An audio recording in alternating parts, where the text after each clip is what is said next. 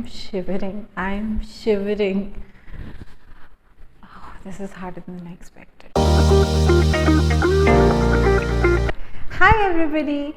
Welcome to episode 5 of Pay It Forward. This episode is all about beginnings. If you have been following me on my Instagram, you know that the last week has not been so great for me. I was down with the flu for about a week, probably more.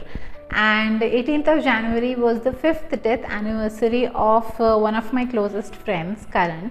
And it's him that I'm going to be talking about in this video. Before we get into today's video, please go ahead and like and subscribe to my channel and press the bell icon for notifications so that you are notified whenever new videos are uploaded. So without any further ado, let's get started.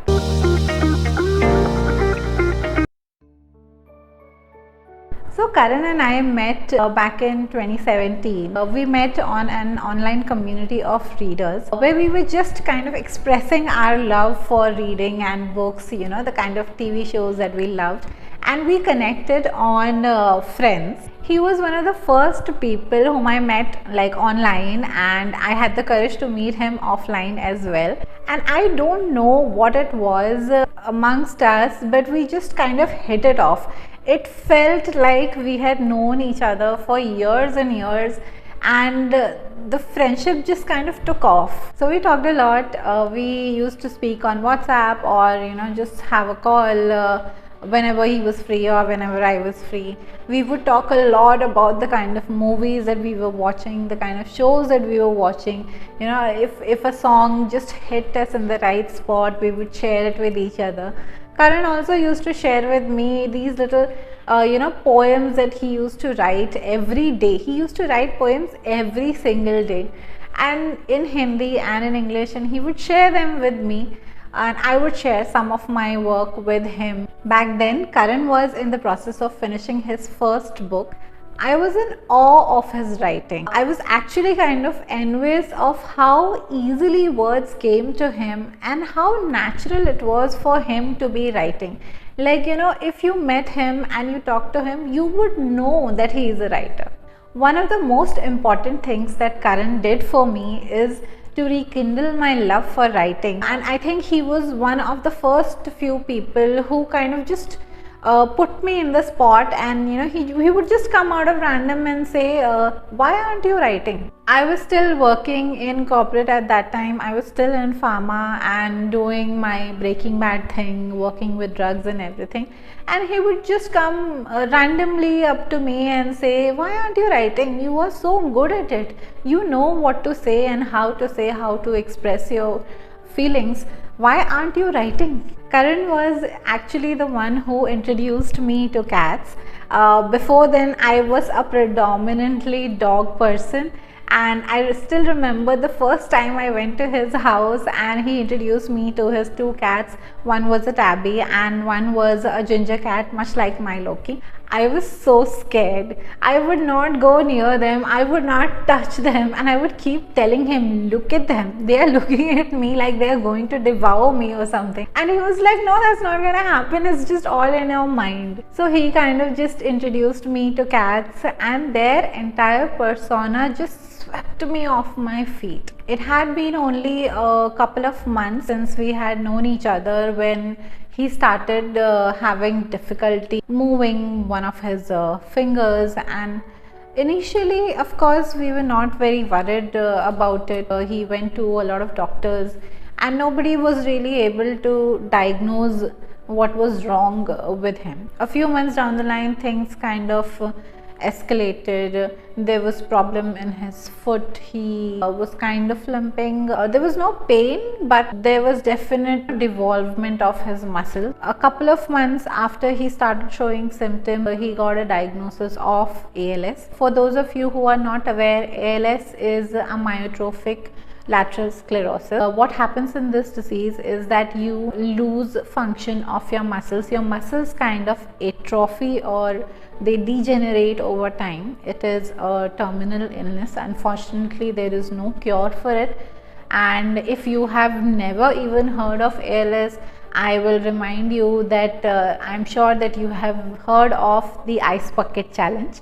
Yes, the Ice Bucket Challenge was initiated to raise awareness and seek funds for ALS. I urge you to go online and read about this disease and what it does and how unfortunate it is for people who are suffering from this disease, because it's most of the times it is completely random. I will not go into too much depth of what it did to Karan and how he suffered, because it is too painful, and for me as well as for other people who were close to him. But what I want to focus on in this video is how Karan kind of dealt with his diagnosis. Initially it was very scary. Obviously he was shocked because there was no genetic predisposition for him having the disease, and there was really nothing that would lead to him having it. It was just a matter of random fact that he had it. So obviously it was scary, it was shocking, and nobody knew how to react or how to even process the fact that he has just been given a terminal diagnosis. I remember talking to him at nights, and he would just kind of break down and try to understand why this was happening to him and what he could have done differently so that he was not where he was at that point of time. But eventually we started to see this kind of change in his behavior towards his diagnosis. I remember visiting him often, and during those visits he would always be the one reassuring his visitors or his mother or his friends that it's going to be all right. I don't know what sort of courage or inner willpower it takes for somebody who knows what is going to happen to them in, let's say, in a few months or in a few weeks, to show that kind of face to everybody else who is going through this pain of knowing that this person is not going to be here too long. Every time I would go and visit him, we would laugh a lot, we would watch stand-up comedy shows, and we would listen to songs together or watch movies together. Every moment of those visits he would try to live it up as much as he could. And even during those days when he must have been going through so much physically and mentally, even in those days when I used to go visit him, he would keep telling me to quit my job, get into writing, just start doing it, don't worry about the money or the future or whatever. He would keep telling me again and again that you are meant to write, you should write, don't let this blessing that you have go to waste. Towards the end it was difficult for him to walk or to hold a pen, even breathe. His muscles in his lungs and his chest area had weakened so much that he always needed to be on the respirator. I remember I met Karan just a few days before he passed away, and he was still showing signs of improvement then, and it just came as a rude shock to all of us. I remember how happy he was and how cheerful and how positive he was. He was joking around with me and pulling my leg, and he told me in his classic fashion that he's going to be all right and everything is going to be okay. And then he was gone and everything was not okay. When Karan passed on, his parents were actually very supportive of me and my work. They even went ahead and forged alliances with a lot of clients on my behalf so that I could take over the work that Karan was doing and I could finish it for him. There were a lot of writing assignments that I did complete, but there were some that I could not. Even though I really wanted to, it was just too much. I guess I did not realize then that it would be difficult for me to fill his shoes, so to speak. Not in terms of the creativity, but in terms of being reminded of his absence through his work and through his words, which I was trying to complete and to finish. It was just too much and too soon. This video is also a sort of apology from my end to everyone out there who placed their trust in me, and I did not fulfill what I had promised. It still eats me up inside, and there is a kind of fear within me that I live with every day, that I could have acted better. But I was too scared, I was too alone, and I was too much in pain to realize the consequences of my action. Maybe someday I will be able to apologize to the people that I have hurt in the process of getting over or moving on from Karan's loss. I did hurt a lot of people. I reneged on a lot of promises that I made, and I have no excuse. I am not justifying my actions, and I'm sure that I hope I will get a chance to make up for it. Until then, I live with it, and it kind of forces me to be the best that I can be, because he believed in me and he told me again and again on which path I should be walking. So in a way, it is my way of paying my respect. Shooting this video is difficult, and I don't really have a plan where this is going. So at random I am going to read out a few of his poems, and I hope that you can find his voice in those poems. Some of them are in Hindi and some are in English. Okay, so this poem is titled Lamhe. जिंदगी लंबी नहीं बड़ी जी, ए मेरे यार, सालों में क्या रखा है, क्यों ना लम्हों में जिए आज, ए सरकार। कभी किसी की हंसी में होठों पे ज़रा ज़रा गुदगुदाना, तो गर्व भरे आंसुओं में कभी आँखों से झलक भी आना ज़रा ज़रा। किसी के सुकून की ठंडी सांस में चुपके से मुस्कुराना कभी, तो कभी धीमे से बालों में छुपी हल्की हल्की सहलाती उंगलियों में सहलाना। कभी धीरे से गाती लहराती लोरी में घुल जाना, और फिर दुलार से भरी एक चाय की प्याली में हौले हौले नींद से जगाना।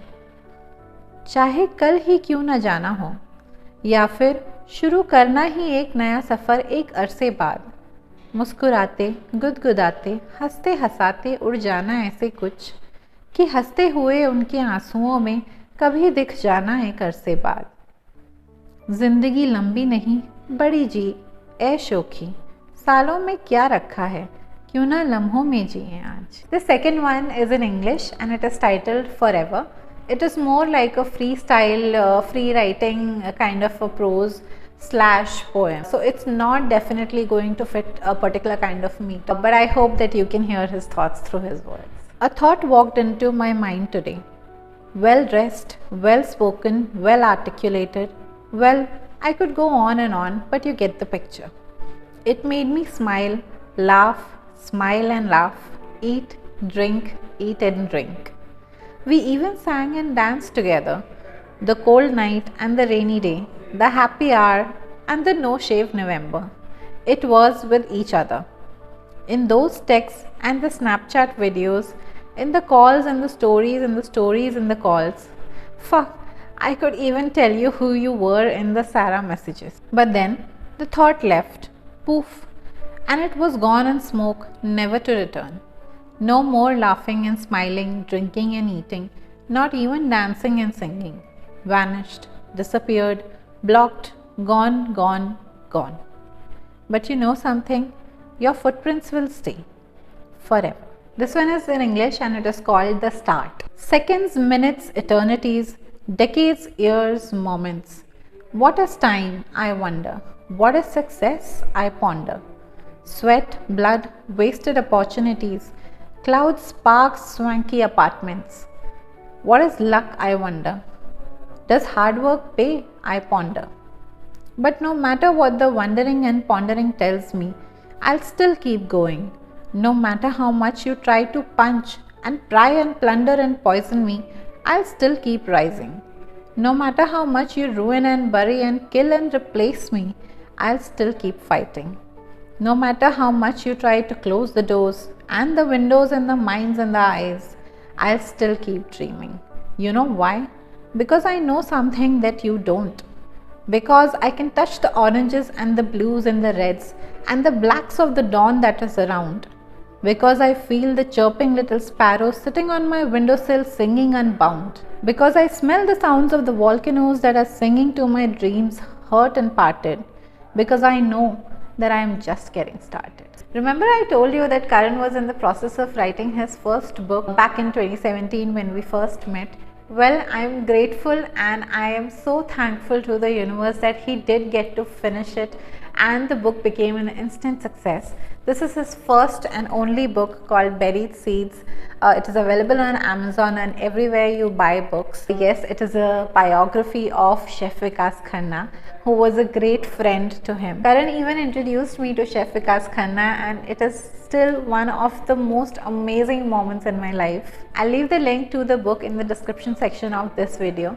If you are somebody who is excited by food and is in love with Vikas Khanna as we all are, you can check out the book through the link given in the description. Thank you everyone for being with me today and listening to me sort of rant here, unprepared and kind of nervous.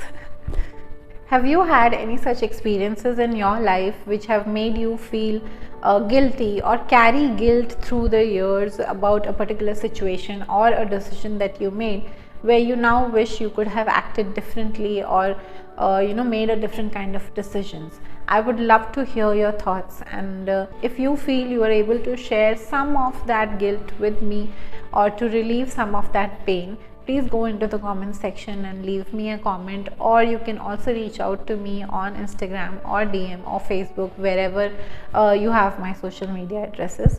See you all next week. Take care of yourselves and your loved ones. Tell them how much you love them. Until then, love and light to you. Bye bye.